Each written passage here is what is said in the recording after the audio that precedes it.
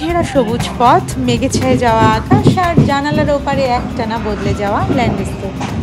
কলম্বো থেকে ক্যান্ডি যাত্রার সময় আপনি ঠিক এমনই একটি ট্রেন জার্নির সাক্ষী হবেন, যে যাত্রায় কখনো পাহাড় আপনাকে হাত বাড়িয়ে স্বাগত জানাবে, আবার কখনো সাদা মেঘ এসে জানালায় টোকা দিবে, কিংবা ঝিরঝির বৃষ্টির টুনটান আওয়াজ আপনাকে বলবে ক্যান্ডিতে স্বাগতম।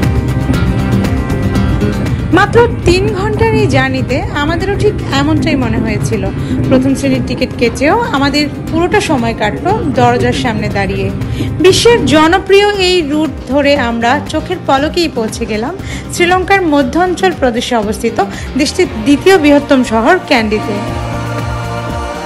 পাহাড় আর লেকের কোল ঘেঁষা এই শহর অনেকের কাছেই সংস্কৃতির শহর নামেও পরিচিত। ছিমছাম ছবির মতো সাজানো এই ক্যান্ডিতেই এবার শুরু হবে ক্রিকেটের লড়াই। স্বাগতিক শ্রীলঙ্কার প্রতিপক্ষ যেখানে বাংলাদেশ।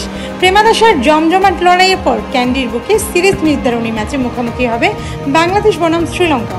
শুধু তাই নয়, এই শহর থেকেই শুরু হবে দুদলের টি-20 লড়াই। পরের গন্তব্য ডাম্বুলা। তবে ডাম্বুলা পাড়ি দেবার আগে ক্যান্ডির মনোমুগ্ধকর পরিবেশে ওয়ানডে সিরিজ ঘরে তোলার অপেক্ষায় বাংলাদেশ। প্রেমাদাসার জয়ের আত্মবিশ্বাস কাজে লাগিয়ে আপাতত সিরিজ জয়ই চোখ রাখছেন মেহেদী হাসান মিরাজরা।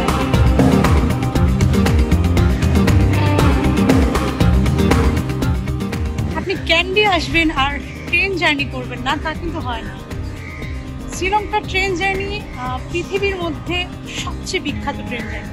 সেই ট্রেন জার্নির সাক্ষী হলাম আমরা কলম্বো থেকে এসেছি ক্যান্ডিতে, এবং কলম্বোতে আমাদের স্বাগত জানিয়েছিল সমুদ্র, এবং ক্যান্ডিতে আসলে আমাদের মনোজর করে দিয়েছে পাহাড়ের সৌন্দর্য দেখতে দেখতে আমরা চলে এসেছি ক্যান্ডিতে। এখানেই বাংলাদেশ বনাম শ্রীলঙ্কার মধ্যে সিরিজের তৃতীয় ওয়ানডে হবে, এবং যেই ম্যাচটি সিরিজ নির্ধারণী ম্যাচ। আশা করি ক্যান্ডির সৌন্দর্য, ক্যান্ডির উপভোগ্য প্রকৃতির মতো আমাদের ম্যাচটাও